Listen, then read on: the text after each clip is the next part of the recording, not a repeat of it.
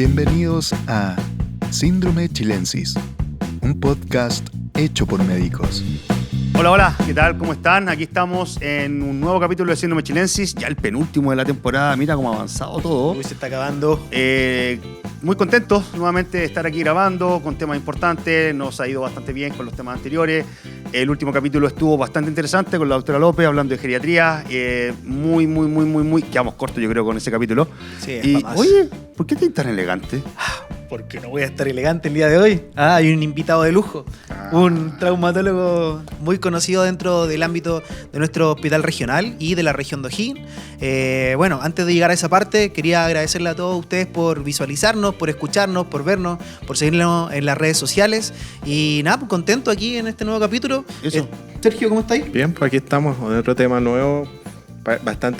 Son bastante variados nuestros temas, como que pasamos de diferentes especialidades y obviamente siempre con invitados de lujo, sí. Pues como ¿Qué es la idea? La idea, abordar la menor cantidad entonces, de pero medicina. que se presente el invitado porque creo que es importante que sepamos quién es el que está hoy aquí sentado a nuestro lado.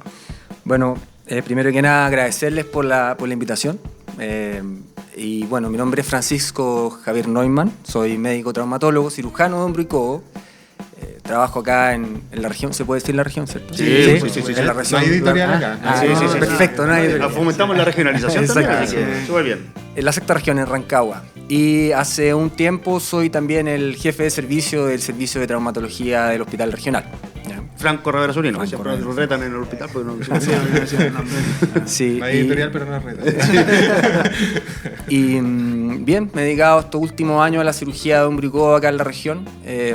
Y ha sido, digamos, una experiencia bastante satisfactoria, principalmente porque hace muchos años atrás estaba muy votada la cirugía de hombro y codo acá. O sea, habían traumatólogos que se dedicaban un poco a todo y como ustedes se han dado cuenta y probablemente gente que nos escucha también, de alguna forma la traumatología ha seguido avanzando y tenemos traumatólogos hoy día con sus especialidades. Hay traumatólogos de mano, traumatólogos de pie, traumatólogos de rodilla y ahora en la región tenemos también varios traumatólogos más de hombro, así que ahora soy uno más de ellos. Ya, Eso. perfecto, genial. Bien, súper bien. ¿Querés partir tú? Ya que tú hablas, Bueno, sí, es parte de lo mío, de lo que estoy aprendiendo actualmente. Y vamos a comenzar con un tema, yo creo que muy prevalente en la población.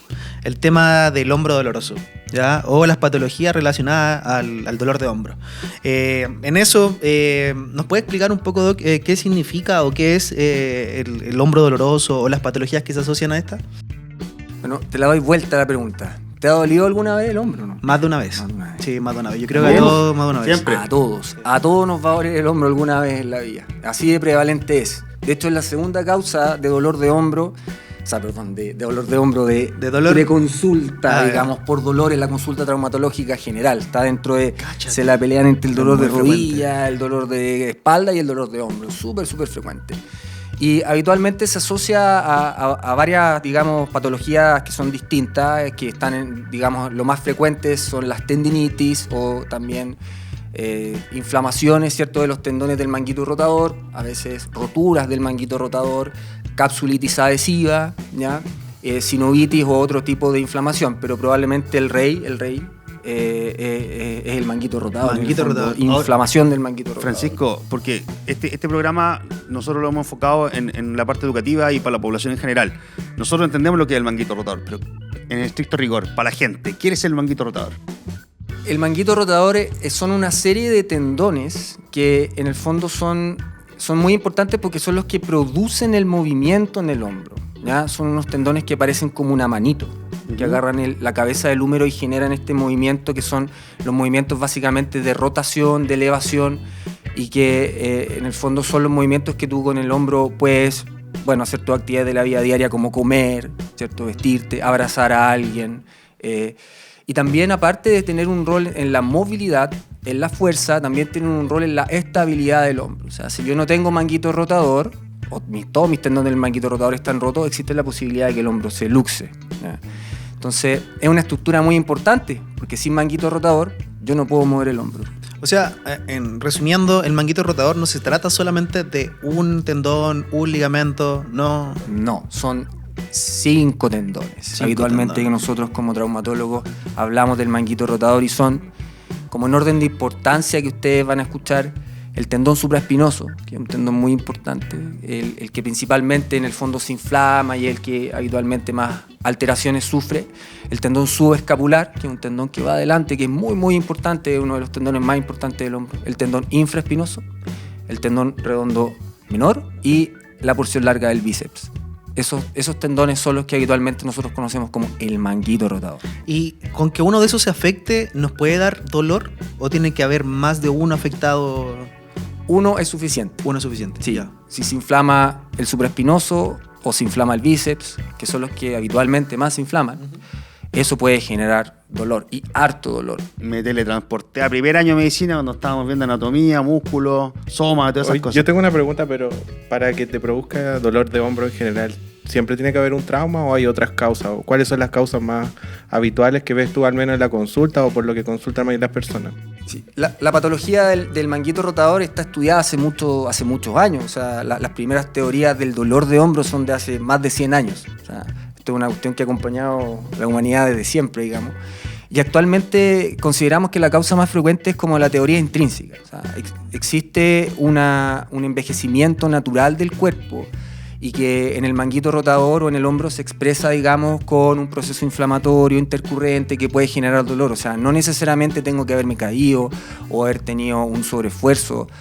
Hay mucha gente que se despierta de repente un día y despierta con dolor y no se le pasa más el dolor en 6 meses y llega a la consulta. Oye, ahora relacionado con eso mismo, mencionaste que puede ser netamente por un tipo de envejecimiento, ¿cierto? De las estructuras que están relacionadas con el manguito rotador. Por lo tanto, ¿debo inferir que esta patología aparece más en personas mayores? Sí, y aquí está la mala noticia en el fondo.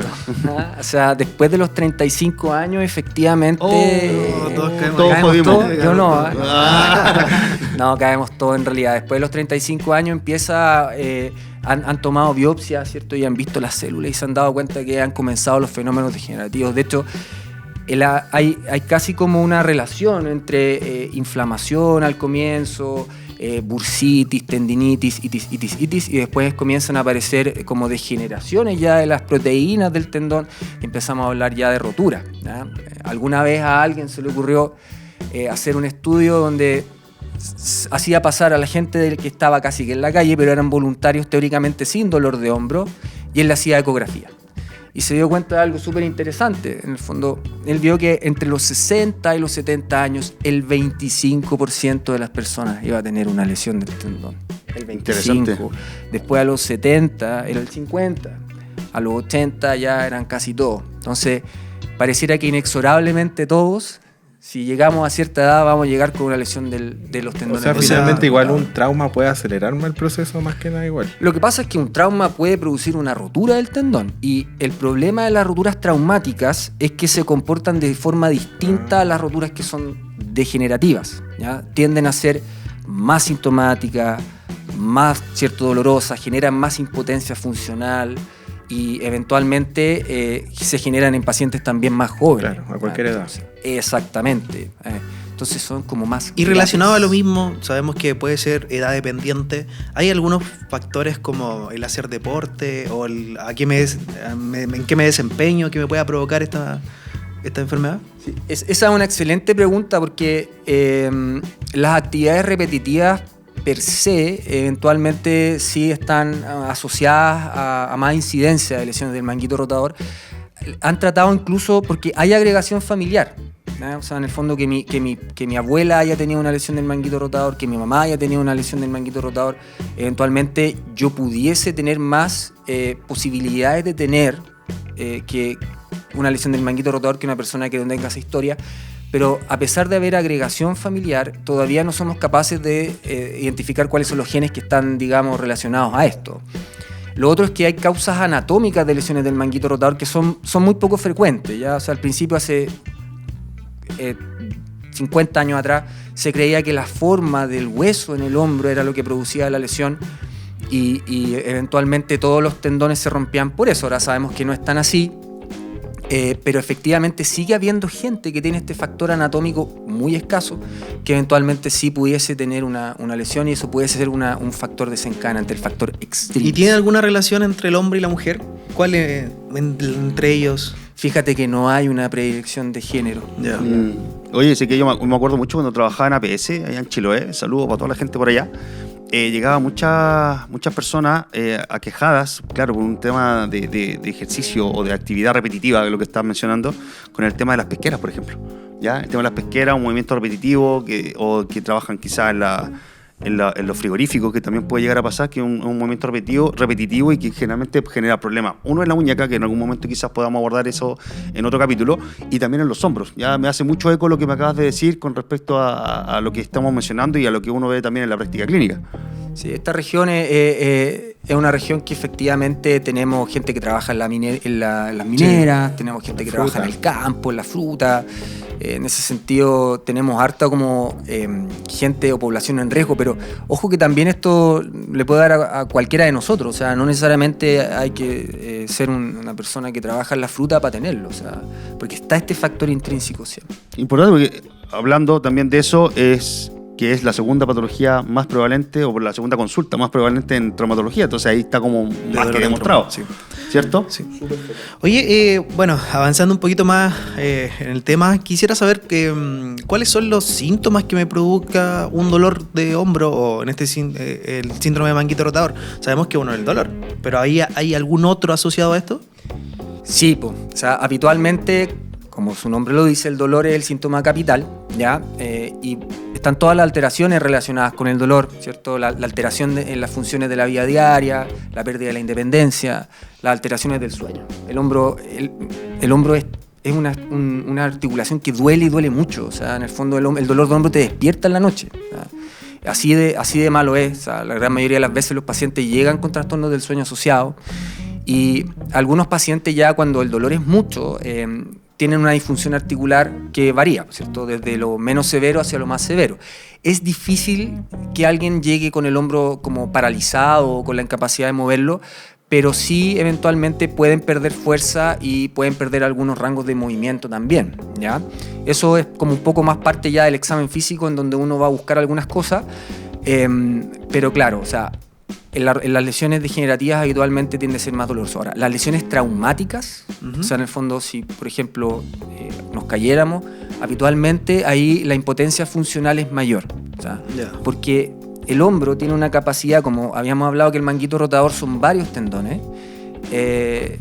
Cuando un tendón se rompe, empieza de a poquitito, de a poquitito, de a poquitito, y el resto de los tendones van compensando el hombro y haciendo como el hombro funciona con estas coplas se mantengan. Entonces, no tengo que esperar a tener el brazo como paralizado para, en el fondo, tener una lesión.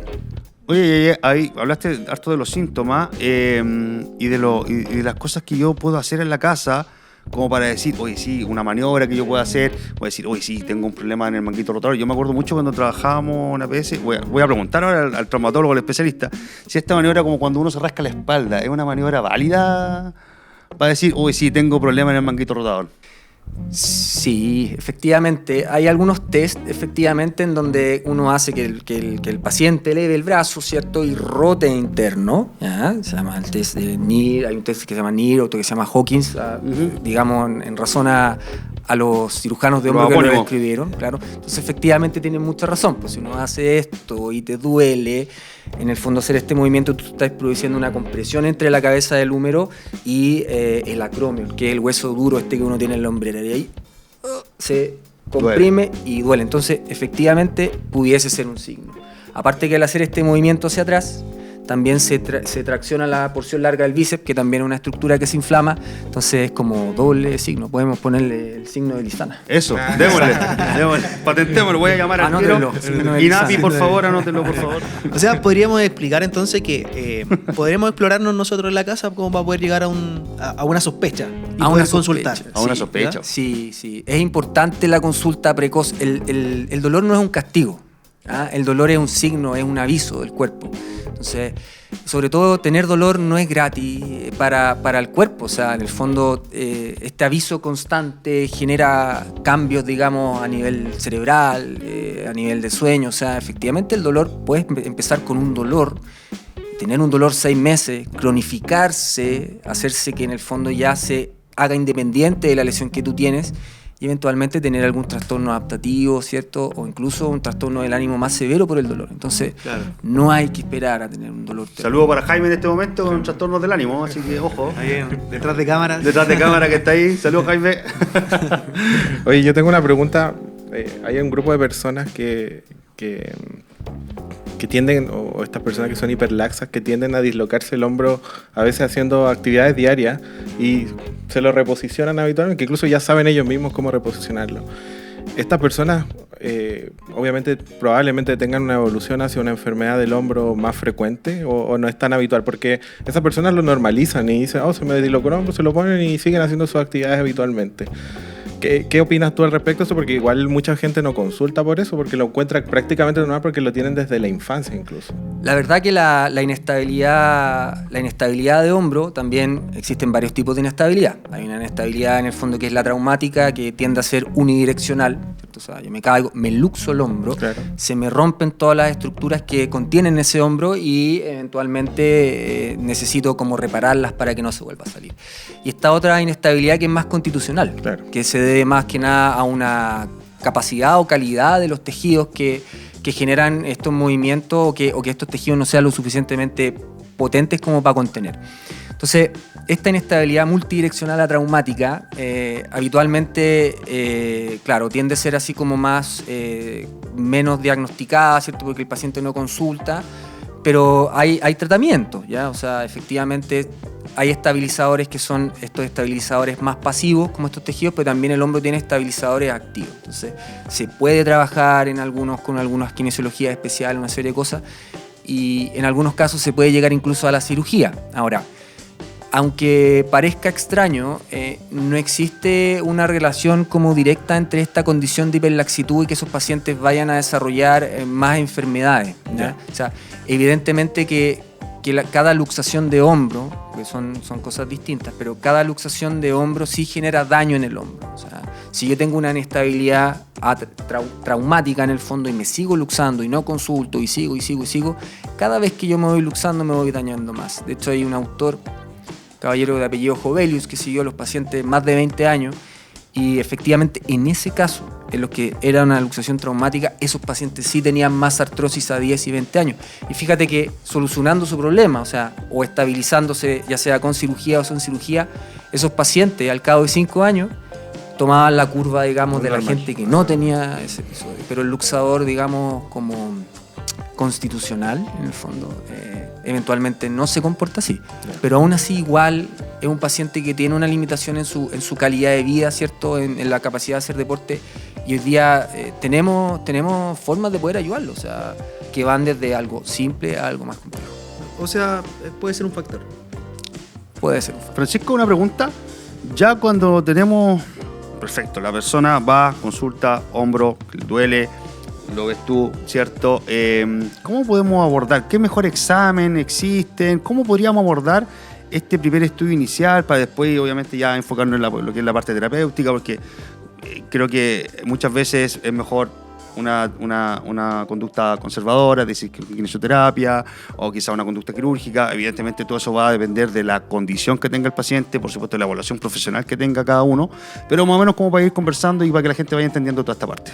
Bueno, cuando el paciente consulta, se examina y si existe la sospecha de la enfermedad del manguito rotador, yo te diría que hoy por hoy, el año 2025, el examen, digamos, de elección para diagnóstico primario, o sea, cuando tú llegas por primera vez, ¿cierto? Y no tienes una intervención previa o algo, habitualmente yo prefiero mucho más tomarle una resonancia nuclear al paciente, ¿ya? O sea, porque por el otro lado tú tienes la posibilidad de tomarte una ecografía y una radiografía, pero hoy por hoy el tema precio no es tanta la diferencia entre uno y otro examen y el rendimiento es bastante superior, ¿ya? O sea, también hay una justificación del punto de vista de que se han hecho estudios también, pues en traumatología se ha estudiado casi todo, pero el tema es que hay una correlación que no es tan alta entre las ecografías y las lesiones que efectivamente están. O sea, hay mucho falso negativo, significa que el tendón está roto y no es por culpa del ecografista, sino en el fondo por lo voy a dejar bien en claro, no es por culpa del ecografista.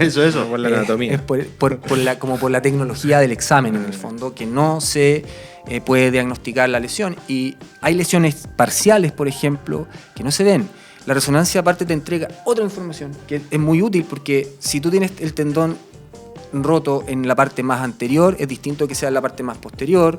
Si es de un 50% del espesor, es distinto si es del 80 o el 90, o algunas características específicas del atrofismo muscular, características del tejido que te hacen tomar una decisión con mucha más información y finalmente entregarle más información a tu paciente. Eso es cuando hablamos de mayor rendimiento, es por eso, ¿cierto? Es cuando existe mayor información al respecto de lo que nosotros estamos buscando. Mucha más información. Perfecto, Mucha súper bien. más información. Súper bien. Entonces, cuando tenemos ya el diagnóstico hecho con este examen que nosotros ya indicamos, las terapias, ¿en qué consisten las terapias para el manguito o para el manguito rotador o la patología de hombro? El momento en el que uno decide iniciar el manejo conservador, habitualmente, como conversábamos antes, o sea, aparte del dolor, se produce una disfunción articular, en donde está metido la articulación más importante del hombro. No es la articulación glenumeral en sí, sino que es la articulación que hay entre la escápula y el tórax. Se llama articulación escápulo-torácica, ¿ya? O sea, habitualmente, yo te diría que, si no el 100%, el 99% de los pacientes tienen una disfunción severa en esa articulación, y es ahí en donde parte, digamos, gran parte del problema y de lo que se conoce como el pinzamiento y de la génesis del dolor y una serie de otras cosas, un círculo vicioso que es muy difícil de cortar. Entonces, el pilar del tratamiento en el manguito rotador no es el manguito rotador en sí, sino que es la escápula, la musculatura periescapular, el manejo digamos, de la estabilización escapular, el centraje escapular, la propiocepción. La escápula es la paleta que le dice la gente, la ¿no? paleta, el Eso. omóplato. Eso mismo. De hecho, en la casa hay muchos test como autodiagnósticos para ver si uno tiene una disquinesia escapular. Eso también es un tema interesante, pero efectivamente es muy visual. Uno ve y ve cómo las escápulas se mueven de forma asimétrica y uno no tiene control y tirita. Bueno, eso el kinesiólogo lo trabaja muy bien. Existen también ejercicios propios de ciertas formas que hacen los kinesiólogos con estas bandas, ¿cierto? Para poder hacer un fortalecimiento o un manejo de cargas progresivas del tendón, ¿ya? O sea, hay un cambio como de paradigma en la traumatología, en donde antiguamente las tendinitis y todas las cosas se inmovilizaban. Te ponían un yeso, no sé, te infiltraban. Ahora es al revés. Es al movimiento, a utilizar la misma capacidad del tejido apoyado en el movimiento. Pero esa carga o manejo de carga la tiene que hacer un kinesiólogo. Elongación, manejo del cuello, neurodinamia y la fisioterapia, como las corrientes, los masajes, que yo no sé si a alguien le han hecho masajes, digamos, en kinesiología, no son masajes relajantes, son masajes terapéuticos. Terapéuticos, claro. Ay. Y bueno, una pregunta en caso de lo mismo. En algún capítulo anterior hablamos de polifarmacia. Muchas personas les duele algo y toman analgésicos, ¿ya? Y dejamos pasar mucho tiempo, el dolor ahí, lo manejamos, lo tratamos. Bueno, enfocado en lo mismo, ¿qué es lo que puede aconsejar a la población en general cuando estamos con este dolor? Habitualmente, y esto sí está respaldado por algunas guías internacionales, efectivamente, si uno tiene dolor de hombro que no fue traumático, que uno no puede asociar a una fractura o a alguna otra cosa, y no tiene contraindicaciones desde el punto de vista médico, ¿cierto? Uno podría partir tomando antiinflamatorios, ¿ya? No más allá de 5 días, y en dosis, ¿cierto?, terapéutica. Y si esto ya realmente no tiene un efecto, ya no hay que parar. Y ahí hay que consultar, porque efectivamente puede ser algo más. Pero en algunos casos leves pueden mejorar completamente si fuera solo con antiinflamatorios y con... Casos muy leves, sí. Ya. Casos muy leves, probablemente sí, que sea, bueno, probablemente la gran mayoría. ¿Cierto? Claro. Francisco, en la experiencia y en lo que dice la literatura, ya un poquito más quizás rozando lo académico, también quizás como para darle esperanza o desesperanza a la gente, ¿qué es más común, la conducta conservadora en la patología del manguito rotador o la conducta quirúrgica? Es decir, que tengamos que operar al paciente. En el global, Ajá. habitualmente la gran mayoría de los pacientes puede mejorar con rehabilitación. Ok. ¿Ya? Ahora acá hay que hacer algunas disquisiciones, porque desgraciadamente el tendón roto nunca va a cicatrizar. O sea, eso está estudiado. Ya. O sea, ni siquiera en un paciente pediátrico, ¿cierto? Esto va a cicatrizar. Los tratamientos que se han intentado en la biología, que es el uso de factores derivados del mismo paciente en el tratamiento de sus lesiones musculoesqueléticas, no han sido tan eficaces, digamos, para como se plantea, digamos, en los estudios como in vitro. Por lo tanto, claro, cuando el tendón está roto y el paciente es joven y está con limitación funcional, lo más probable es que ese paciente llegue a una cirugía. Ahora, claro, si yo tengo, no sé, 68 años, tengo, digamos, como expectativa limitada desde el punto de vista de que, no sé, pues no quiero ir al gimnasio, quiero tener una vida normal, ¿cierto? Que una persona pensionada, ¿cierto? Eventualmente, con la quine, a pesar de que el tendón esté roto, va a funcionar bien. Ahora, aún así, igual hay algunos pacientes que el tratamiento conservador falla y pueden llegar a tratamiento quirúrgico, pero una tendinitis o un pinzamiento o una bursitis no requieren cirugía. Okay. O sea, es extremadamente raro que tú llegues a una cirugía de alguno de esos tipos de diagnóstico. Las lesiones parciales, que es como que, si nos imaginamos el tendón como una cuerda, como que parcialmente está como deshilachado, por decirlo así, hay algunas lesiones de esas que sí pueden llegar y andar súper bien con manejo conservador. Estamos hablando de súper bien de tener una vida plena. O sea, no de que voy a sacar un plato y me va a doler, porque Ya, eso no es funcional, claramente. pues, en el fondo es tratamiento que quede uno impeque. Oh, interesantísimo. Sergio, ¿cómo va? Bien, atento, interesante el te veo tema. anotando. Claro. Tranquilo, de anotando. Sí, Poniendo apunte. Eso, tomando apunte y Sí. todo el rollo. Oye, ¿querías preguntar algo? Aprovecha, no, sí. aprovecha. Yo digo al tiro, Este es mi momento para preguntar yo. No, yo tengo una pregunta porque mucha gente se deja estar de repente con el dolor. ¿Ya? Y yo quiero ver y quiero saber de la parte tuya, ¿qué pasa? Pues, ¿cuál es la consecuencia de aguantarme el dolor, no consultar, la vida sigue adelante, no voy a consultar y seguimos? ¿Cómo es la cosa?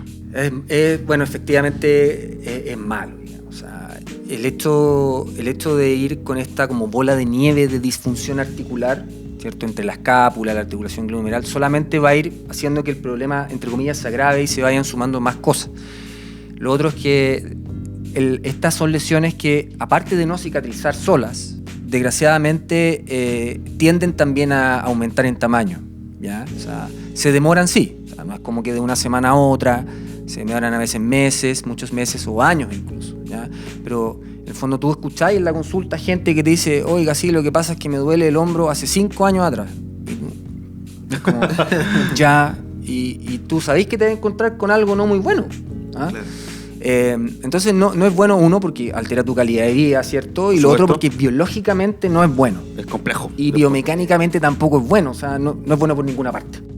Entonces, el mensaje claramente es que ante situaciones determinadas, ya se dijo, puede que tengamos, puede que no. Es lo más probable que tengamos en algún momento de la vida un dolor en el hombro, quizás tratarlo de forma conservadora los primeros días, pero si esto persiste, por favor, consulte con un médico general, quizás después con un traumatólogo, especialista en hombro, para que los vea, le indique los exámenes correspondientes y poder tener un diagnóstico correcto. Chiquillos, Sí, yo creo que igual es importante eso los pacientes esperan mucho tiempo. Y igual, obviamente, el doctor aquí es especialista en hombro, pero no tienen que ir a un especialista en hombro para que consulten, como dice Esteban. O sea, las personas en el CEFAM pueden consultar también. Va a ser un poco más demoroso, pero consulten y la quina se puede hacer en cualquier lado. O sea, no necesariamente tienen que ir a un especialista en hombro para saber que tienen una patología. Probablemente el doctor esté más que nada cuando tengan que operarse o necesita una intervención más compleja. Claro. Pero igual consulten antes para no llegar a ese estadio, ¿ya? Llegar a ese estadio probablemente es que no consultaste a tiempo. Francisco, ahora como para ir terminando, últimos tips en relación a este tema dedicado a la gente o enfocado en la gente, como para ya finiquitar y ya poder despedirnos, porque se hizo cortísimo el capítulo nuevamente. Los tips son los tips como generales, digamos, de tener una vida saludable. No lo conversamos, pero el cigarrillo es veneno. Miren, para el manguito el cigarrillo rotador. de nuevo. Veneno. No fumar, ojalá. ¿cierto? Bueno, no van fumar. a funarla esta vaquera. Está bien, dale. Alimentarse bien, tomar harta agua, hacer harto ejercicio. El ejercicio hace bien a toda edad, bien preparado, ¿cierto? El ejercicio hace bien. Y en caso de tener dolor o tener dudas, siempre acudir a tu médico, a tu kinesiólogo, que están probablemente dispuestos a ayudarte y solucionar tus problemas. Ya, perfecto. De verdad, muchas gracias, profesor, por aceptar la invitación. Ha sido un momento incómodo porque hace mucho tiempo nosotros queríamos hablar de traumatología, pero se han ido desarrollando ciertas cosas que nos ha ido costando poder involucrarla dentro de síndrome chilensis. Así que recuerden siempre todas estas consultas, todas estas preguntas y estas dudas que ustedes tengan, escríbanla abajo. Ya para nosotros es fundamental para poder seguir trayendo temas. Recuerden que esta es la segunda temporada de síndrome chilensis y hoy estamos llegando casi a su fin. Oye, ¿ya? ¿qué más importante? Seguirnos, apretar la campanita para suscribirse en nuestro canal de YouTube, ver los capítulos en YouTube, escucharnos en Spotify, seguirnos en las redes sociales como en Instagram, seguirnos en Facebook, que ya cada vez la ve menos gente por un tema generacional aparentemente, en TikTok para que nos sigan sumando los seguidores que son más jóvenes todavía, en X y ¿en qué más? ¿Qué me falta dentro de las redes sociales? No, yo creo que está todo. Estamos listos, ¿no? Estamos todos. Es que yo soy... Pero me van de Spotify, repente. recuerden que Eso, Spotify. cuando vayan ahí en el taco y no puedan ver video, nos pueden escuchar en Spotify, ¿ya? Eso, chiquillos, agradecerle a todos ustedes por seguir escuchándonos, Agradecerle por al vernos, invitado, ¿cierto? agradecerle al Dr. Neumann. Recuerden que trabaja aquí dentro de la red en donde nos desempeñamos todos, así que la gente de la sexta región puede ir a consultar, lo puede ver en las redes sociales también, ya para que puedan consultar. Eso, bueno, sin más preámbulo, le agradecemos, nos vemos en un próximo capítulo. Esto fue Síndrome Chilensis, un podcast hecho por médicos.